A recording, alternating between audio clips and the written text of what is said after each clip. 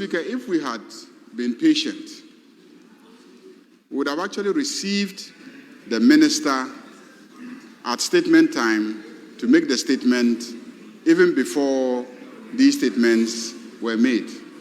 So I want to assure him that the acting Minister for Defense, that's the Minister for Finance, is on his way here to come and make a statement to this House.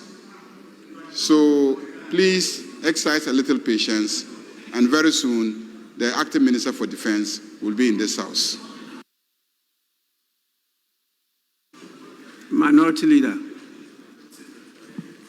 Mr. Speaker, lately we have been receiving a lot of tutorials from the respected Majority Leader, tutorials on rules of this House.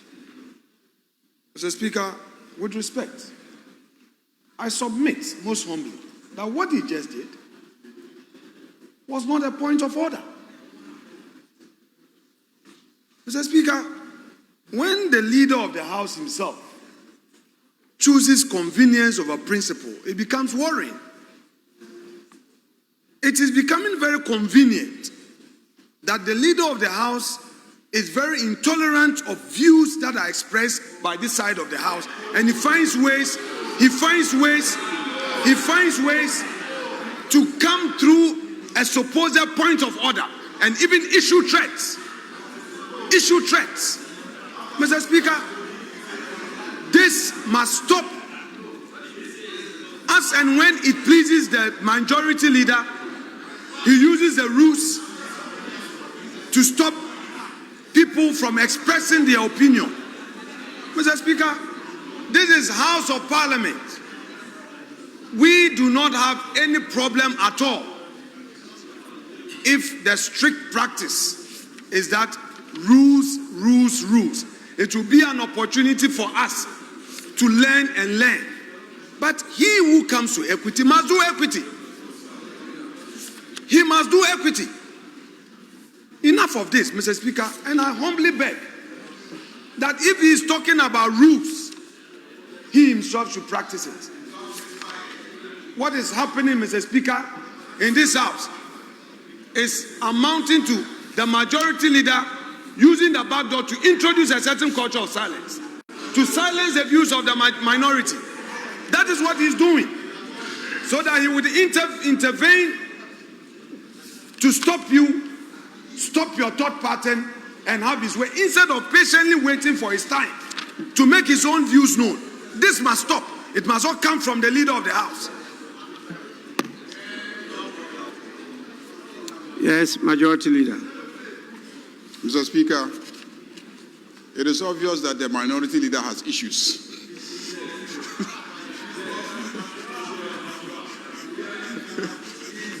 He has issues. And I think, like the Speaker said last week, when we were discussing football, somebody jumps to discuss Ampe. Mr. Speaker, if you go and review the cameras, you will see that your deputy whip at the beginning walked to me here and came and pleaded with me that I should allow him to vary the order of business so that Anodompre will make the statement. He came here and pleaded with me. He came here and pleaded with me. The cameras bear testimony. The cameras bear testimony.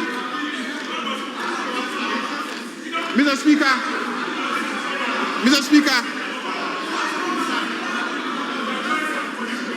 at that point, if I wanted to silence the minority,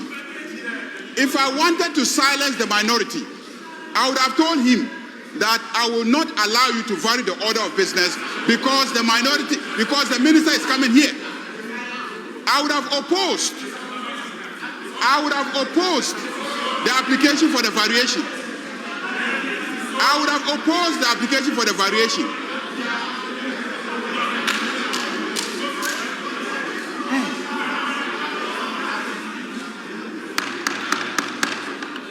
Honorable member, what are you doing? What are you doing?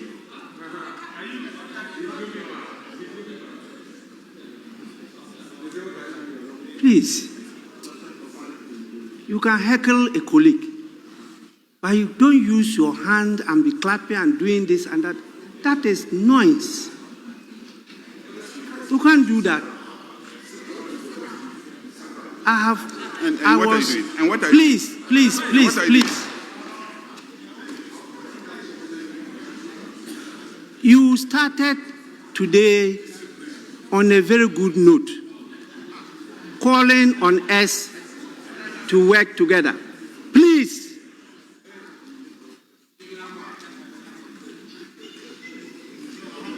The Honorable MP in blue dress spoke very well here. I got a response over there calling on us and all Ghanaians to work together.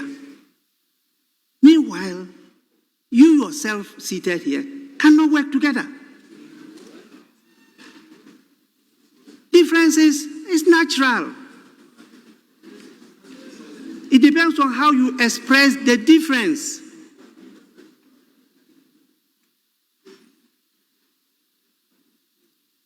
What you do here is you try to persuade. You don't persuade a person by shouting at the person. You don't.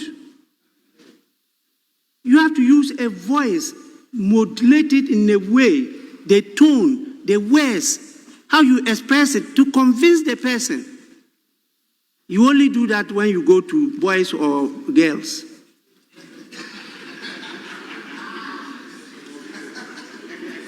But you are here.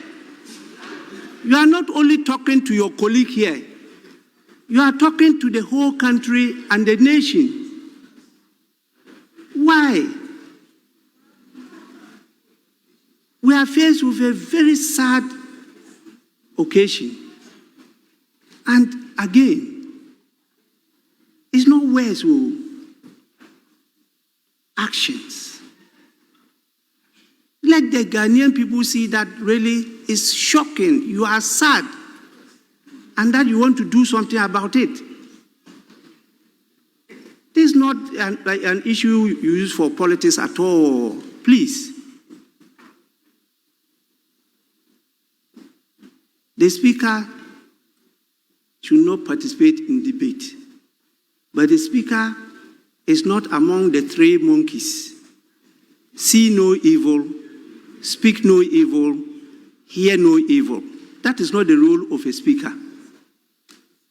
The national interest prevails, and how to protect it. You know it, that part of our rules talk about interruption of debate. Go through it in the standing orders.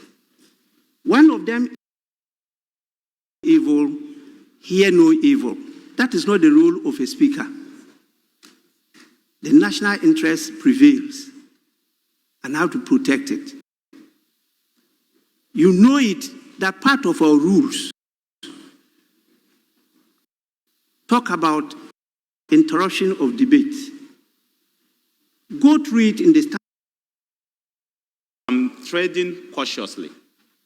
Solace in the Almighty Allah. There is nothing that happens that doesn't happen at the right time.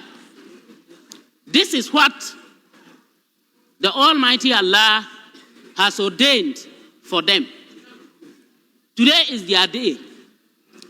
No matter how, no matter what, no matter who was there, as what, even if we brought all the presidents of the world to sit there as ministers or whatsoever, once today is ordained for them to die, they will. And this is what has happened. Unless you don't believe in the oneness of God, unless you don't believe in the oneness of the Almighty Allah, it is not anybody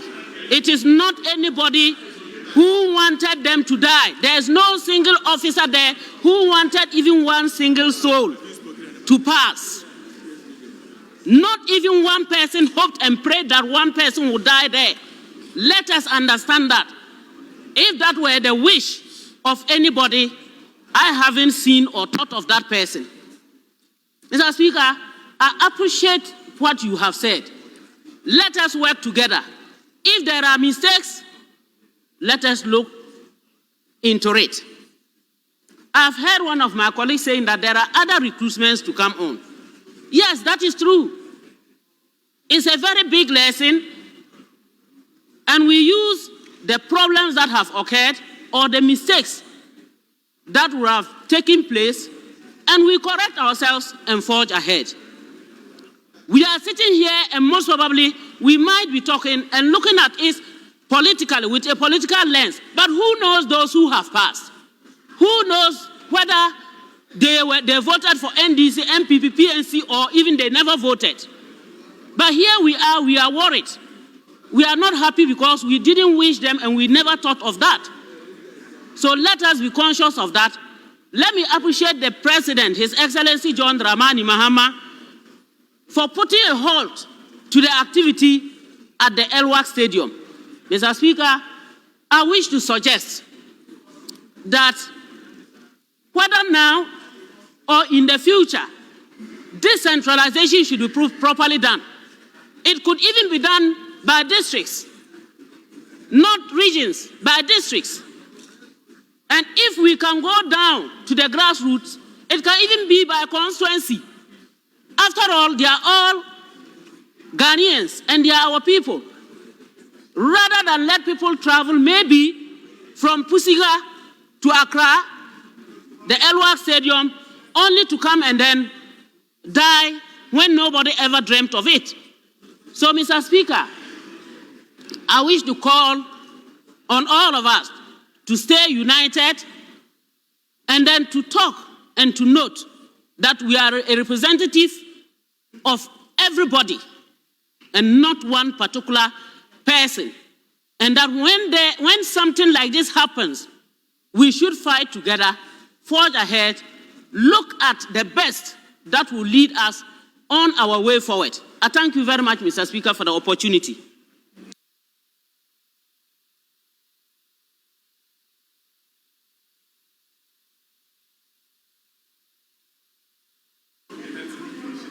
Who is senior?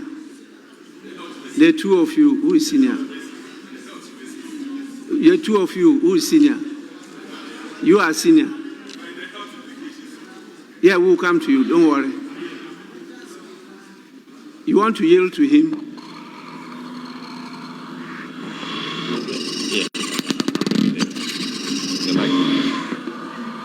Thank you, Mr. Speaker, for this special opportunity. Sorry, just a minute.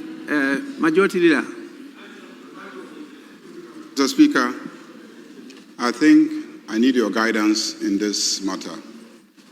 In the course of the contributions members are making, they have sought